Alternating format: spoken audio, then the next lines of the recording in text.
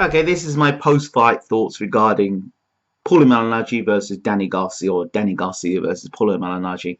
You know, this fight was about, once again, Danny Garcia getting another opportunity to look great, another opportunity for Danny Garcia to, you know, scale the heights that he did when he fought Amir Khan, scale the heights he did when he obviously fought Lucas Matisse. That was the fight that he was at his coming out party. It was like, you know, he'd just beaten, you know, the machine in Lucas Matisse, and everyone was like, yeah, Danny Garcia will move on from here. But his career seems to have plateaued, and there's been talk about him cherry picking.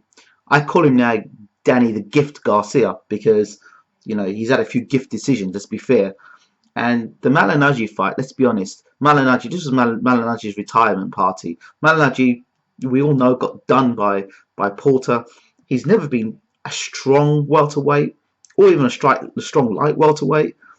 You know, the best thing Malinaggi's got is his jab and a little bit of movement. And then you can see at times that, you know, his jab was offsetting Danny Garcia at moments. But again, this is another fight where Danny Garcia has failed to impress.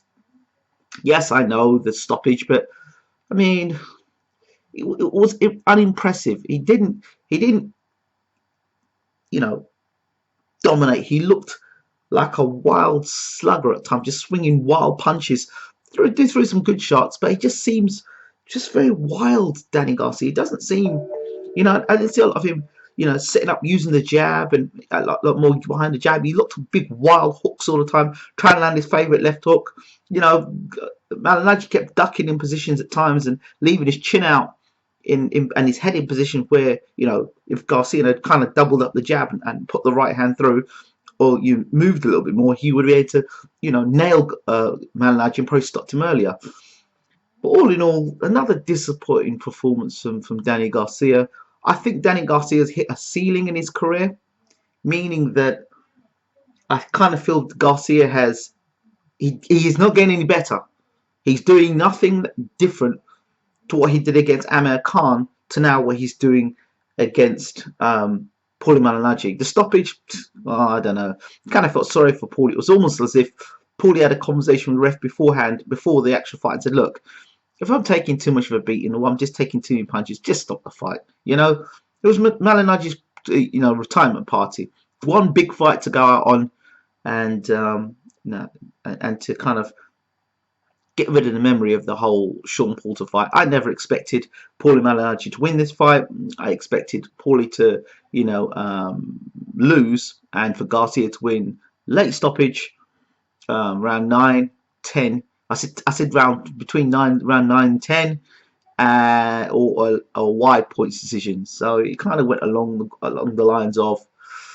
But Garcia, I'm sorry, he's not. He doesn't impress me. I'm sorry. When he came out and he fought against Khan, yeah, that was good. And then he performed again against Matisse. That was good. The Judah fight was okay.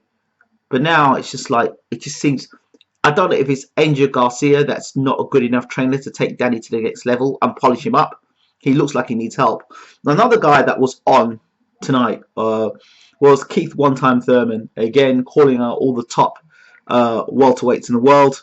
You know, I have much love for Keith, but again, Keith needs to spend time working on how to deal with pressure and how to defend from punches, because it's going to get harder from where his position is in. And again, if you're struggling with someone like Luis Kaladzov, we just look back to that body shot, there are other fighters in the division that could be a complete nightmare. Sean Porter, Timothy Bradley, um, and others. So I hear rumours that Kell Brook will be fighting Diego Chavez. That's the rumour. Don't know how true it is. I guess that's an interesting fight in itself. Another point of Sergio Mora against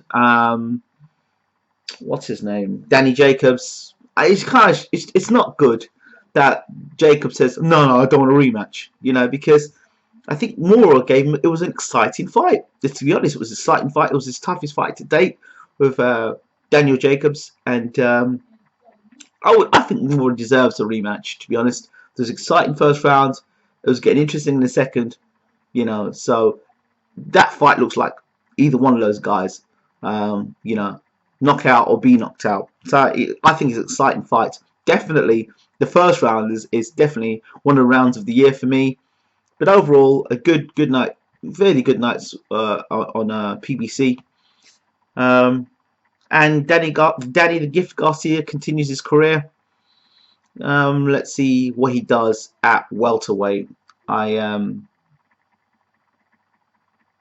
He needs help. He needs help. He looks like a crude slugger now, to be honest. There's no sort of, you know, there's no sort of stand and boxing and putting punches together. You know, I want to see him put 4 or 5 punches together, use the jab more, set his punches up more, but just winging wildly. You know, Garcia's got a great chin, and you know, he's got that vaunted left hook that everyone talks about, but you can't keep relying on that. Lamont Peterson showed that if you give Danny Garcia movement, he's not that great. And like I said, I like Danny Garcia, but every time he fights, his marketability or his value keeps going down and down and down and down. Angel Garcia, to be honest, should have his own reality show. He's a character, and whereas Danny Garcia's got 0 personality, Angel Garcia's got tremendous personality. Like I said, he should have his own TV show. What do you guys think of Angel Garcia? Because I'm not sure how great he is as a trainer. He certainly got Danny Garcia into shape, and he's got him fit. You know, and would you want to see Danny Garcia versus Amir Khan 2 at welterweight? Interesting fight. Keith Thurman, Danny Garcia, I think an interesting fight. Garcia's certainly got the chin, and certainly could keep coming forward against Thurman. And Thurman's punch power now at world level is still questionable. So Garcia's certainly going to keep coming forward, winging big left hooks. Thurman's going to change his game plan. So I think if Garcia gets Thurman against those ropes and starts winging and punches in, Garcia stands a good chance of being the first man to beat Keith Thurman, to be honest, because I'm not seeing no improvement in his defense.